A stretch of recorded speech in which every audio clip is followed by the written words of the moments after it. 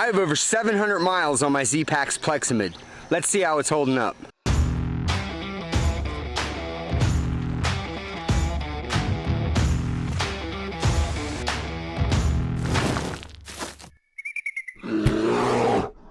So I picked this tent up this season during my Appalachian Trail thru hike. I picked it up in Pawlings, New York, and I took it all the way to Baxter State Park in Maine with me.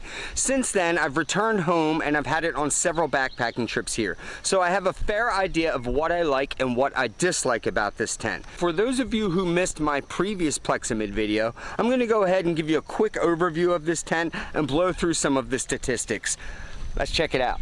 The Zpacks Plexamid sets up with a single trekking pole set to 48 inches or 122 centimeters. It can be set up with 6 to 10 stakes, and it's constructed of 0.51 ounce per square yard Dyneema composite fabric, formerly known as Cuban fiber. On all 4 corners and every guy out point, there are line lock 3 adjusters, which makes it very easy to adjust and tighten down, and it makes it really easy to get a good pitch on this tent. This is a fully enclosed shelter that has 2 storm doors in the front that latch with a toggle,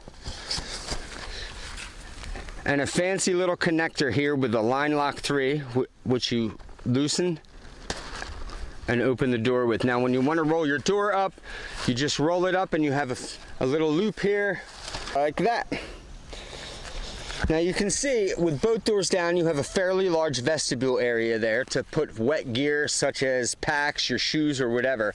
Now it features a large rainbow zipper here for the door, which makes it easy to get in and out of the tent. And the bathtub floor is about 8 inches high when the zipper is fully zipped up, and obviously when you unzip the zipper, this floor is going to drop down a little bit. Now inside the tent, there's a screen that goes around the entire perimeter of the tent that's attached to the bathtub floor and the walls of the tent. Now a cool feature here is that if you're in very inclement conditions and there's a lot of wind and rain, you can actually, there's toggles here where you can pull up your bathtub floor to prevent rain from rolling off the tent down the screen and in through the bathtub floor. So I really like that feature.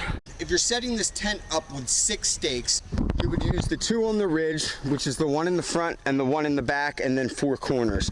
If you want a little extra headroom, you can go ahead and stake out the ones on the ends, which will pull the tent out a little bit and give you a little bit more headroom. And if it's really windy out, you want to go ahead and stake these out as well.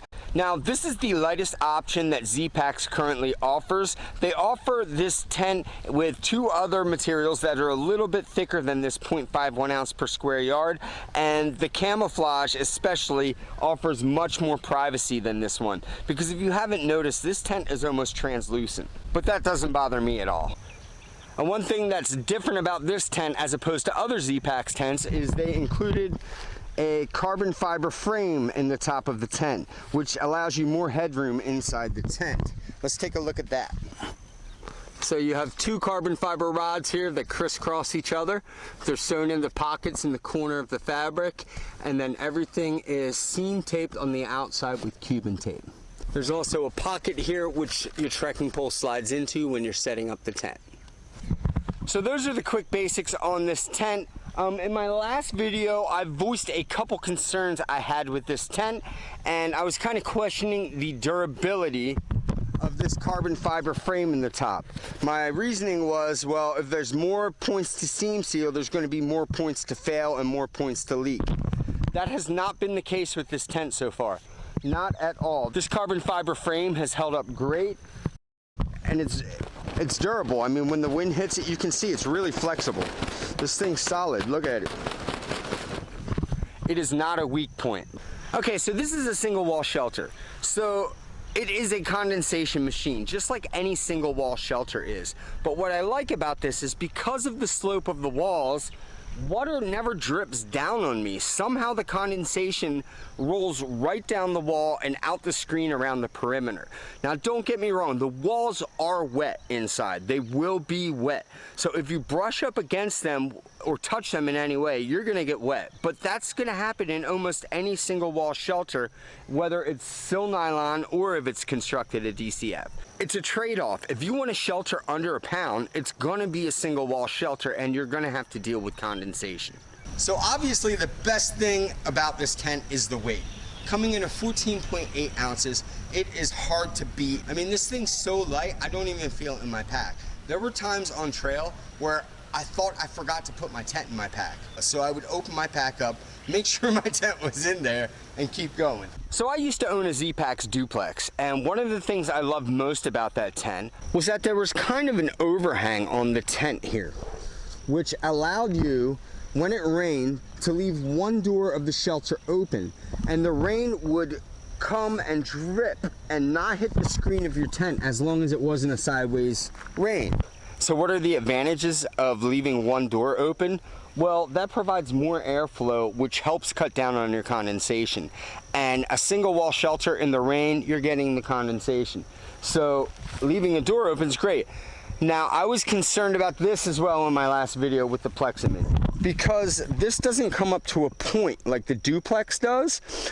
So you don't have as much. I mean, they say you still have an overhang here, and you do if you look where your pole is positioned as opposed to this edge of the tent.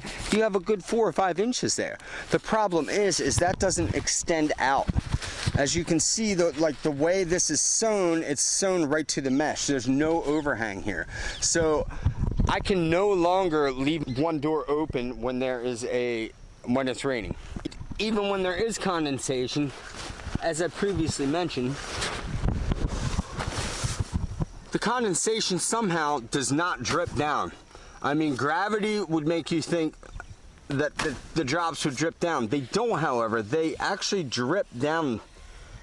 They drip down the shelter and they drain right at the screen. I've never had water drip down on me. Actually, that's not true. When there is a torrential downpour and really big raindrops, if there's condensation on the inside of the tent, when a large raindrop hits the outside of the tent, it causes the condensation inside of the tent to kind of mist down on you a little bit.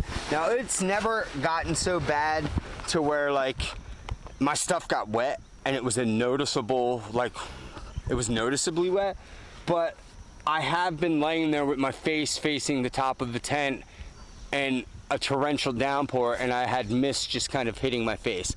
And that does get annoying, but that's gonna happen with any single wall shelter. Okay, now as far as room goes inside this tent, I have a 20-inch Thermarest NeoAir X-Lite here that I'm currently laying on.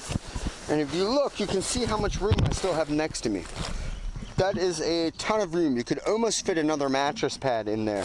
I have a pack in here. I usually line up my stuff sacks. I stick stuff down here. I mean, I have more than enough room here for me and all my gear. So one of the common misconceptions with this tent is that you need to use all 10 stakes to set it up to utilize all the room that this tent has to offer. That's not entirely true. I generally set up this tent with 8 stakes unless there's really high winds and a whole lot of rain. And let me show you why. Because the 2 stakes on the end actually do pull out the tent a little bit, and it gives you a little bit more headroom when you're sitting up inside the tent. Now these 2 that I rarely use, they offer a little bit, but you see when you pull that out, it does not give you that much more room. So I don't even notice the difference between having these here and having them there. I don't notice the difference at all. So you don't have to use 10 stakes when setting this tent up. I mean, if you really want to, you can only carry 8 stakes and save yourself a little bit of weight, but I wouldn't recommend that. I did have 2 or 3 occasions where I woke up in this tent and I had a puddle in one corner of the tent. So what I figured out with this is when you're setting this tent up, if there's gonna be rain or a lot of rain, what you want to do is you want to face the back of the tent into the wind. So if the wind is coming this way, you want it hitting the back of your tent and not the front of the tent. And the reason for this is that if it's raining a lot and it's really, really windy out, what happens is rain will drip down off your wall here. And as the water is dripping off this wall, wind is blowing onto this. So it's blowing the drops underneath, and they were coming right onto this mesh and draining inside the tent and into the bathtub floor. Now I'm not talking about like a 2-inch deep puddle in there. I mean, it was a very small and minuscule little puddle in there, But still, that concerns me because, you know, I had so much down gear and so much expensive gear. The last thing I want is to get it wet. But that's only happened 2 times, and it didn't take me long to figure out how to correct that issue. I just turned the tent around when I set it up. That simple. So overall, I really dig this tent, man, and I think it's gonna last me a pretty long time. The only real knock I can give it is that I can't leave one door open now when it rains. But other than that, I mean, I've had this thing in 50+ mile-an-hour winds with torrential downpours, and I did not get water in the tent at all, and I had no issues as long as the back of my tent was facing into the wind. Now, as time goes on and I continue to use this thing, I will be updating you guys on how it's holding up. But for now, all I can say is I love my Plexamid. If you guys want to know a little bit more about this tent, check out my previous review on it. And if you haven't done so yet, make sure you hit subscribe because there's a lot more reviews and hikes on the way. Mahalo.